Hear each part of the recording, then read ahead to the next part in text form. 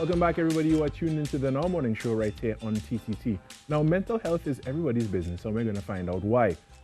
Chatting with us this morning about that is Carleen Bradford, who is the mental health planner in the Ministry of Health. Good morning, Carleen. Hi, morning, everyone. It is good to see you again, and hopefully soon enough we'll be able to see you in person. Yes. Anyway, the suicide rate in Trinidad and Tobago, is one of prime importance, and we need to discuss that topic and speak about the importance of mental health and depression. What does the ministry already have in place to treat with this issue? Well, listen, Carrie, as you know, we have been working on mental health for a while. But we have been on this program for the past few years, kind of sharing about what we've been doing. Recently, one win for the nation is a national mental health policy. What this does is that it creates a framework for the intersectoral, the multi-stakeholder collaboration, because like you rightfully said, mental health is everybody's business. So we kind of want everybody to be on the same page, fighting the same fight. So that's one thing. Moving forward also as it relates to suicide prevention, we are going to be launching soon a national suicide prevention strategy. And what that does, it kind of spells out all the different players and then how we're going to tackle this issue. Suicide is far more complex than someone, just waking up one day and deciding to end their life.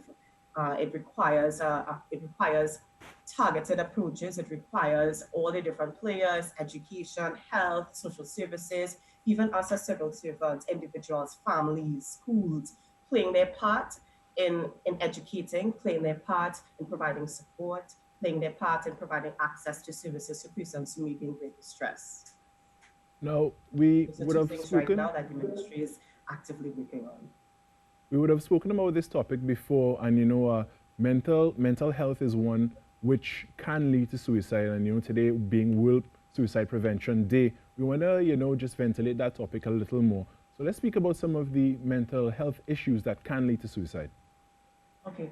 All right. So like I mentioned, again, there's several different factors. And I kind of want to make that point clear. There's several factors that contribute to someone kind of coming to that place of ending their life. As we know, mental illness does present a certain amount of risk, but not all persons who are living with mental disorders contemplate suicide. But the research does show things like depression in particular predisposes someone to that likelihood. So that's why we kind of tend to focus a lot of our energies on working with and supporting persons who are living with depression in particular. Other mental health issues, not just mental disorders, but mental health issues are things like stress, experiences of trauma, persons who experience sudden changes, so things like, sudden unemployment and there's no alternative, there's no access to finances to support your family, gender-based violence, abuse, persons who are constantly in abusive situations or in abusive environments, young people themselves who aren't connected to relationships, to healthy relationships. Those are some of the mental health challenges. What it does is that people come to this place where they feel hopeless, and that's a big thing. It's different from, you're going through a difficult time, but you see the light at the end of the road. But when you're in a challenging situation and you feel like there's no hope, that's a key factor there. Secondly, when you feel like you're becoming a burden to others. So you're going through a difficult time and you feel like you can't even reach out to someone. You feel like even reaching out or asking for help can make you a burden. So you don't talk about it and you don't seek help. That's another risk factor there. And when you just feel like there's no reason for you being here, when you're not connected to a sense of purpose, that's another huge risk factor. So those are some of the mental health challenges, so even what we identify as warning signs of persons who may be at imminent risk of taking their life by suicide. And in this day and age, with the social media aspect of things as well, a lot of young people do experience things such as online bullying and the like, and even online shaming. How do we begin, especially when it comes to young people, how do we begin to address these things in such a way to help prevent suicide and, help to build mental strength, I guess? Yeah. I mean, that's a difficult one, right? I mean, because how do we police online activity?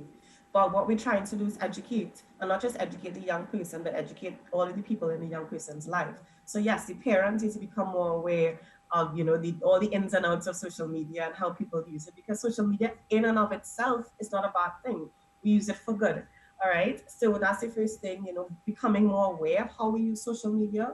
Then when young people do encounter bullying, they can be advocates for their peers. The part of the bullying thing is when somebody makes a comment, all the 100 comments that follow in support of what was said. So being able to stand out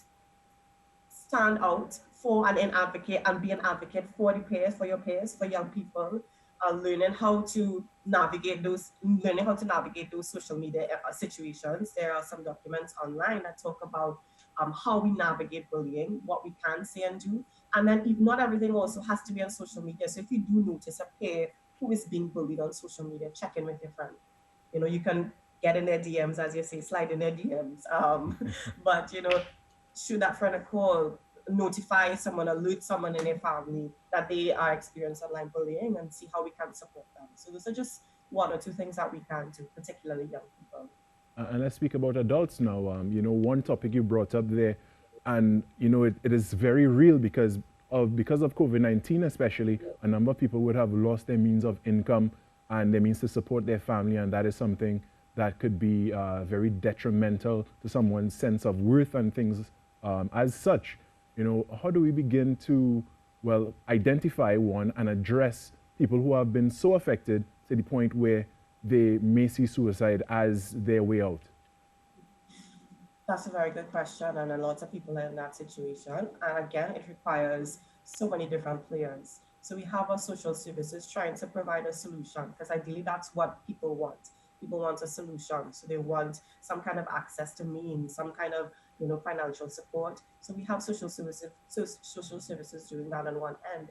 But what we also need to address too are the mental health challenges or the stress that is impacting the mental health of that individual. So family members, friends, checking in and providing support, even family members who can provide support financially, temporarily, or family members who can come in and say, babysit the children at some point, or friends who can come in and cook a meal or bring a meal to the family.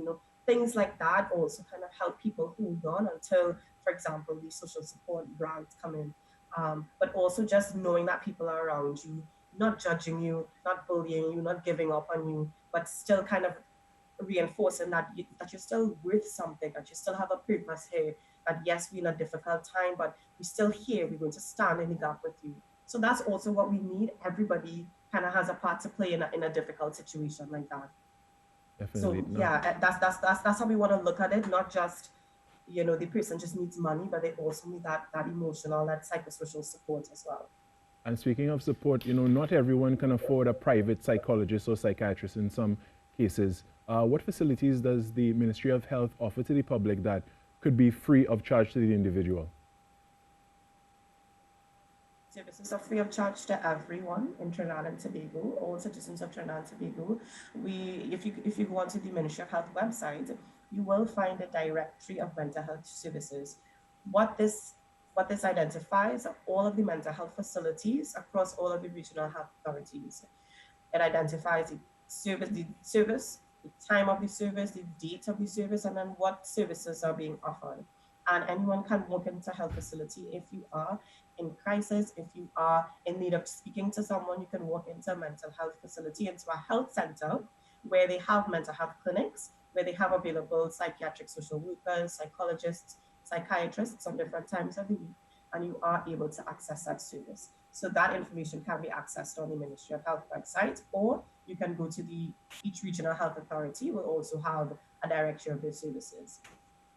All right, well, with that, I want to thank you so much for joining us this morning, and continue the good fight there, Carleen Brafitt, when it comes to mental health, bringing awareness and, bringing solutions, to this very serious issue in Trinidad and Tobago. All right, so that was Carleen Brafitt, who is the mental health planner with the Ministry of Health.